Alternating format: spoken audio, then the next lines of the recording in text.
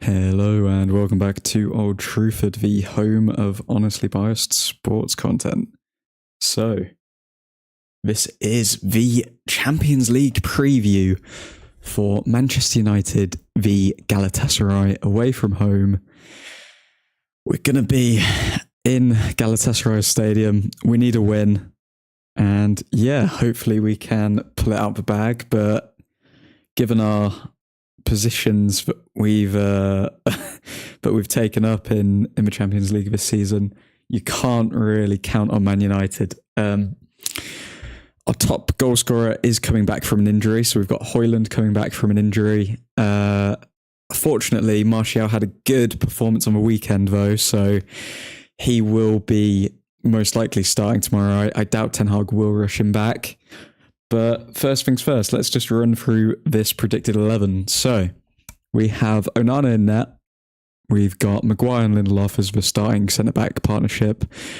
There's probably a small subsection of the fan base that are still going to say, Varane, and they're just waiting for Maguire or Lindelof to make a mistake so then they can be vindicated in their opinions. But I think it's hard to argue against Lindelof and Maguire once we've kept a clean sheet, another clean sheet. So wouldn't be surprised at all to see them two starting tomorrow. As for the fullbacks, now I've got a bit of a controversial one in here, or at least some people may believe it to be controversial. I'm not talking about Luke Shaw. Luke Shaw has returned from injury and put in a decent, steady performance against Everton. It wasn't anything amazing, but it was still better than what we've seen so far at left back. So it's good for Shaw to keep that up. Let's have a look. Caleb, man has a man who's suspended on his predicted 11. I am an absolute goon. Yeah, Rashford's out, isn't he, for one game? Thank you, Caleb. You're officially out of the shadow realm. Let me see if I can sort that out. I've done a complete brain fart there. Which means Pellistri, surely, although Ten Hag has said that Anthony's come back from injury, so he could go with Anthony. Who do you think that he's going to go with, Pellistri or Anthony? I'd like to think it's going to be Pellistri because he did show promising signs when he came on against Everton, but there was no guarantee. I was like, why Rashi there? And he suspended it. I was too physic. No, my bad, man. Let me change that. Okay. Do I think that he's going to go with Pellistri or Anthony? He's going to go with Anthony, isn't he? Surely he's going to go with Anthony. He made a big thing about, when I say he, I mean Ten Hag. Ten Hag made a big thing about Pellistri having to force his way to become a starter. I think that was a hint as to having said that Anthony's still above him in the pecking order. Let's throw Anthony on here.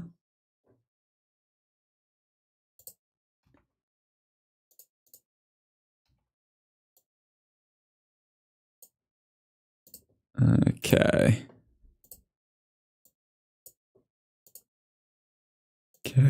crisis averted.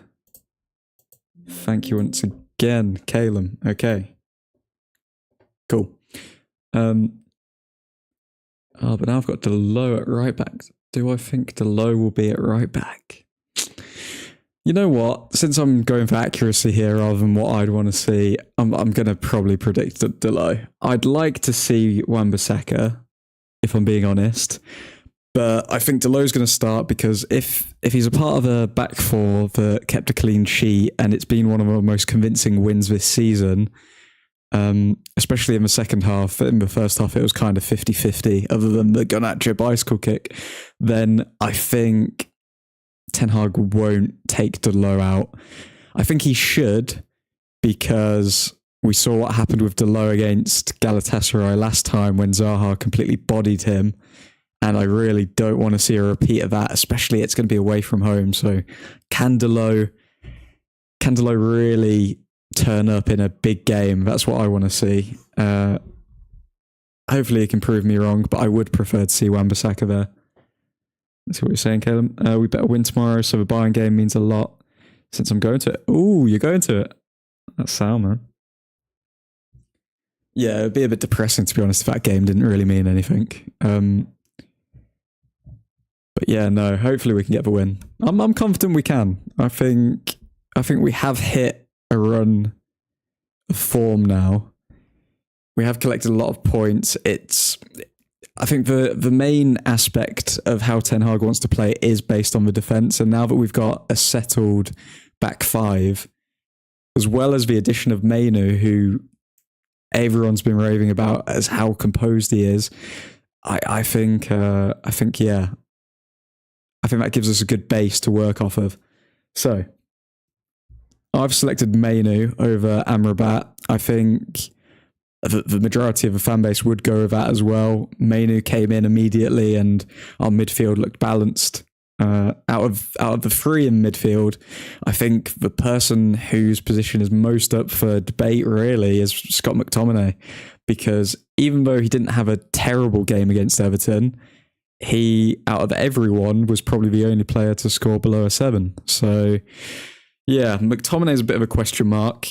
But I still don't think Amrabat has really done enough to push for a starting position, whereas McTominay has, in the sense that he can provide goals. So I think McTominay will start over Amrabat.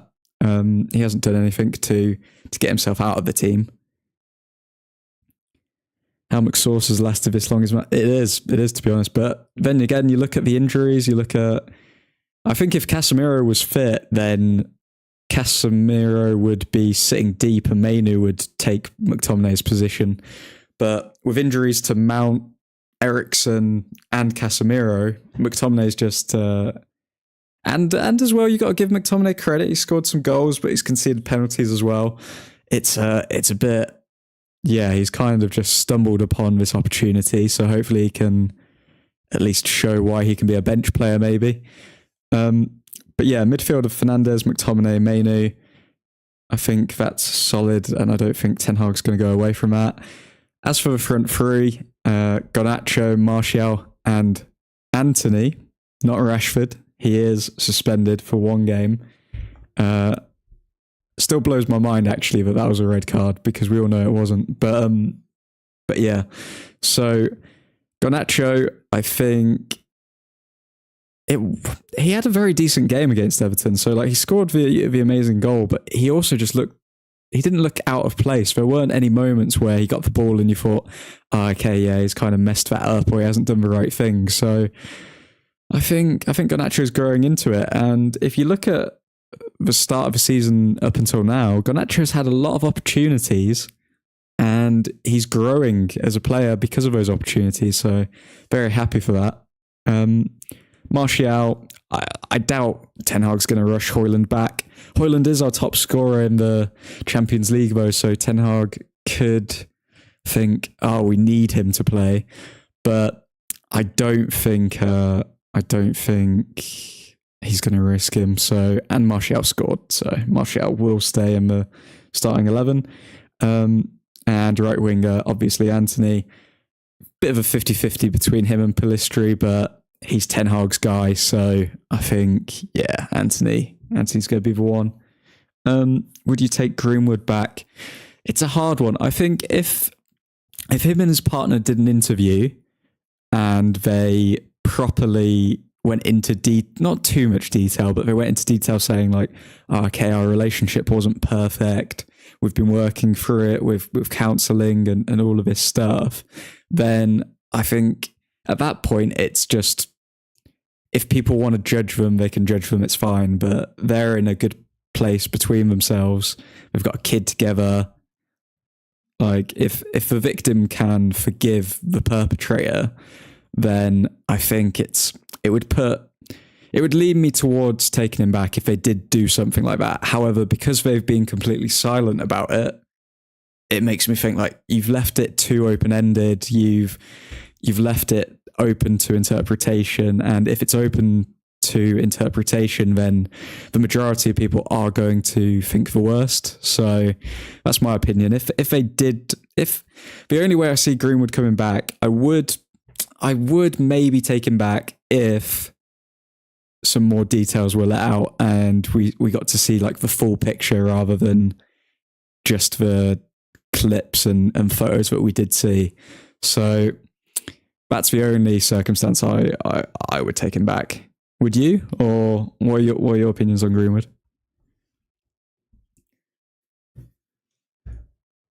But yeah, as for the starting 11, that's what I'm going to go with. Let's just quickly as well move over to stats behind stats. So, based on form, we are in a better position than Galatasaray. We have been in a decent run of form. Our only losses coming to obviously Manchester City in our last few games, as well as Copenhagen. So we are building our way back up. Obviously, we had the loss to Newcastle in the Carabao Cup as well, but we are in good form, and you could see that with the game on the weekend. Whereas Galatasaray, even though you look at it, they're the same 5 results, same outcome, so 3 wins, 2 losses. I think Galatasaray aren't in the same position that we are. I think there's a real positivity behind the team right now, so I'm hoping that can carry over and we can use the momentum, because also I don't know if this is a false memory or what, but I swear United always turn up at around Christmas time. Like, I think this is our main aspect of the season where we push it all together, but then when it comes to around late January time is when we fall off a bit. But since we've had so many injuries at the start of the season, maybe it's going to be the opposite. Maybe we're going to be slow starters, but then just get stronger every single game. So who knows? That's what you're saying, Caleb. Yeah, that's a fair point. And I kind of loved Greenwood. Thought he could have been our golden boy. So I probably would take him back, because at the end of the day, everybody has their bad stuff. Some worse than others. Absolutely. The only thing, the problem, I'd say the main aspect of why we couldn't take him back is if something happened again, or Greenwood was involved in drama again, then it would literally turn the entire club into a joke. Because then it would be, you took this guy back and you gave him an opportunity to actually get his career back at one of the most prestigious clubs, well, the most prestigious club in England, and then he's just gone and done this again. So now you have to get rid of it. So it kind of, I can see why from a sporting direction, there's a lot of risk to it. And you could argue that the risk is too big in comparison to the reward. But it's a hard position as well, because if the big teams do come in for him, like the Barcelona, the Real Madrid and all of that stuff, then we do have to think, okay, well, why can they play him but we can't? It makes no sense. It doesn't matter if you're in a different country. If you're an elite footballing team and you're willing to take this person in, why are they willing to take them in but we aren't, when there are academy graduate?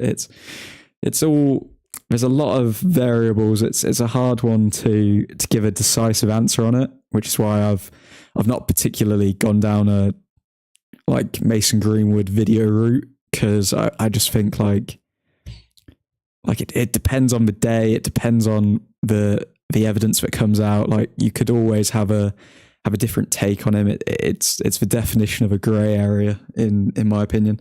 What I don't like is the people who 100% go either one way or the other, because realistically none of us know what happened. So to say, oh, he's like, yeah, we need to get him back immediately right now, or on the other side to say he should never play for us again, it's a hard one. It's a hard one. I try to stay in the middle as much as possible, but we move. So, stats behind the stats. Stat number 1. Galatasaray failed to win in any of their first 5 European games against Manchester United. Drawn 3, lost 2. Okay, that's good. But have won each of their last 2 against the Red Devils, both in the UEFA Champions League, 1-0 in November 2012 and 3-2 in October 2023. All right, so we've only beaten Galatasaray twice out of 7 times. So they are a bit of a bogey team. That does kind of classify as a bogey team when the majority have been either draws or losses. So 5 out of 7 have been draws or losses. I think we're going to ignore that stat. But if we did win tomorrow, then I think that would at least close that chapter of that team being a bogey team, because if we lose tomorrow, then we've officially lost to them more than we've beaten them. And Man United are clearly a better team than Galatasaray. So there's a chance Galatasaray could become a bogey team for us, but we'll see. So, stat number 2. Manchester United have never scored an away goal against Galatasaray in 3 previous attempts. 2 0-0 draws and a 1-0 defeat. It's the most away European games they've played against an opponent without scoring. Oh, God. Okay. Right.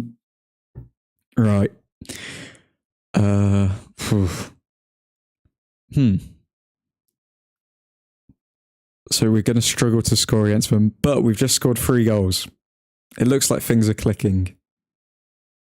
Can that change? I think it can. Tomorrow's game is going to be entirely dependent on the referee, if we're being honest, because if we look at that, away from home, all of our games have been pretty close with them, like 2 0-0 draws and only a 1-0 defeat, or a 1-0 win to us, rather. So the game's going to be close.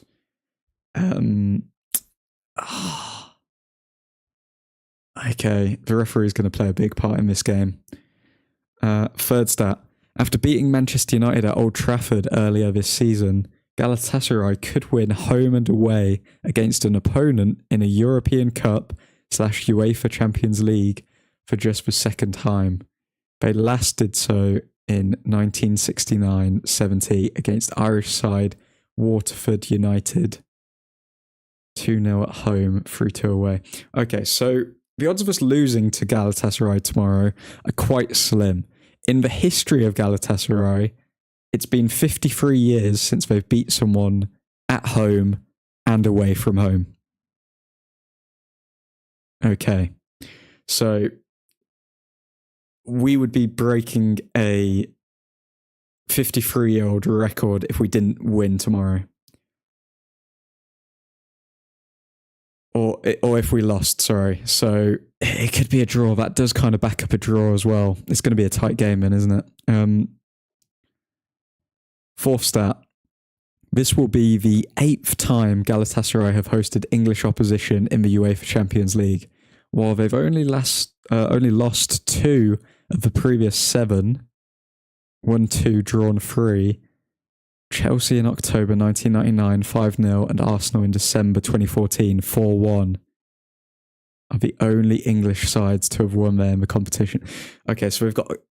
Oh, God. Okay, so Galatasaray have a good record at home against English sides. We would be breaking a 53-year-old record if we lost.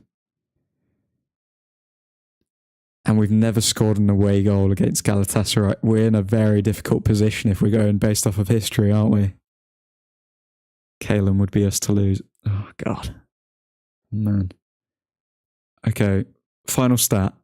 All of the history is not backing us up so far. The only thing that's backing us up is really the third stat of Galatasaray haven't won away and home for 53 years. That's the only thing that we can cling on to when it comes to the football heritage side of things. But fifth stat, Manchester United have lost 3 of their 4 group stage matches in the UEFA Champions League under Erik ten Hag. Won only 1. In his previous job with Ajax, it took ten Hag until his 13th group stage game in the competition to suffer his third defeat. Now, that's an interesting one because what I read from that is there's got to be a mentality issue with United. Obviously, there's been injuries. I get it, but the fact that, like, it also shows that it's not an Erik ten Hag issue, doesn't it? Because clearly in his last job with a worse squad, it took him 13 games to lose 3 games with Ajax.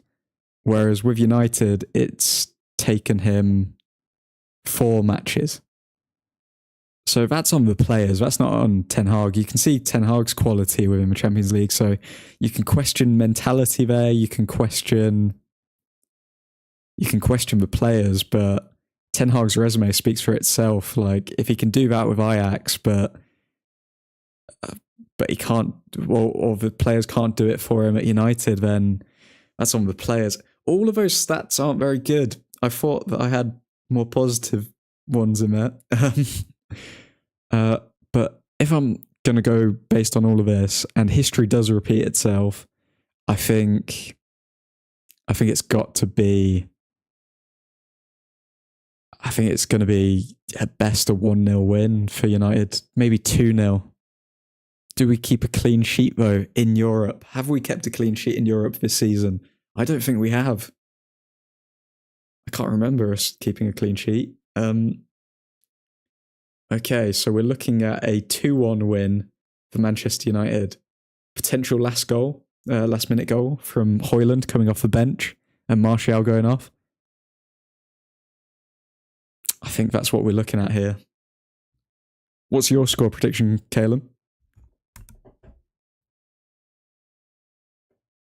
I think I'm going to go with a final 2-1 win. I think that's what we can hope for. Yeah, you feeling a 2-1 win as well? I think it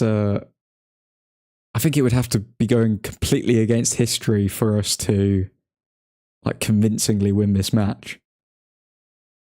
And I think it would be so United this season to come back from that high against Everton and then yeah, not put in an as convincing performance against Galatasaray. We kept a clean sheet against Copenhagen, didn't we? Was that match 1-0 from memory? Was it 1-0? Let me have a look.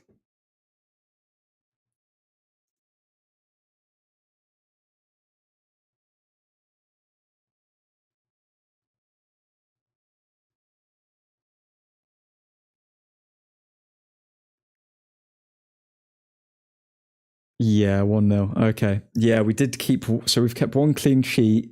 That was at home. And Maguire was the one who scored the goal to... Maguire's kept us in the Champions League this season. That's mental to say, isn't it? Yeah. Maguire goal, yeah. Mad. Okay, Maguire has single-handedly kept us in the Champions League. McSauce Maguire goal tomorrow.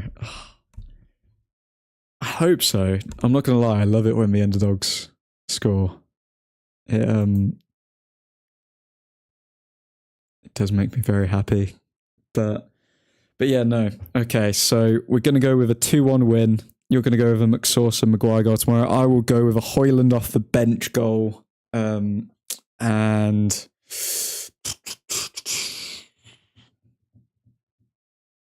imagine if Kobe Mainoo scored. I'll go with a Bruno Fernandes goal. So Fernandes and Højlund to score and Manchester United to win 2-1.